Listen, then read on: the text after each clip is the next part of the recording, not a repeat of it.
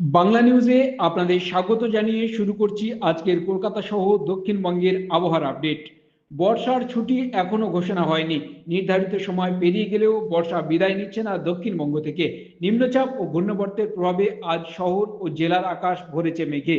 কলকাতার সকাল থেকে আকাশ মেঘলা, কোথাও কোথাও হালকা থেকে মাঝারি বৃষ্টি, সঙ্গে দমকা হাওয়া আর বজ্রবিদ্যুতের সম্ভাবনাও রয়েছে।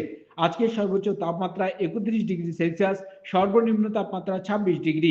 বাতাসের আর্দ্রতার পরিমাণ বেশি থাকায় অস্বস্তি অনুভব হবে। দক্ষিণবঙ্গের প্রায় সব জেলাতেই আজ বিক্ষিপ্তভাবে বজ্রবিদ্যুৎ সহ বৃষ্টির সম্ভাবনা হতে পারে। দক্ষিণবঙ্গের প্রায় সব জেলাতেই আজ বিক্ষিপ্তভাবে বৃষ্টি ও বজ্রবিদ্যুৎ সহ বৃষ্টি হতে পারে। হাওড়া, হুগলি, দুই মেদিনীপুর, বাঁকুড়া, বর্ধমান, নদিয়া এবং উত্তর ও দক্ষিণ ২৪ পরগনা অঞ্চলে বজ্রপাতের সম্ভাবনা বেশি। প্রায় ঘন্টায় ৩০ থেকে ৪০ কিলোমিটার বেগে দমকা হাওয়াও বইতে পারে। তবে আবহাওয়া দপ্তর জানিয়েছে, বুধবারের পর থেকে ধীরে ধীরে কমবে বৃষ্টি, আকাশ হবে আংশিক মেঘলা, তবে আর্দ্রতাজনিত অস্বস্তি থেকেই যাবে। তাই আজ ছাতা ছাড়া নয়, বাইরে বেরোলে সতর্ক থাকুন বজ্রবিদ্যুৎ সহ বৃষ্টির দাপট থেকে। এই ছিল আজকের কলকাতা সহ দক্ষিণবঙ্গের ওয়েদার আপডেট।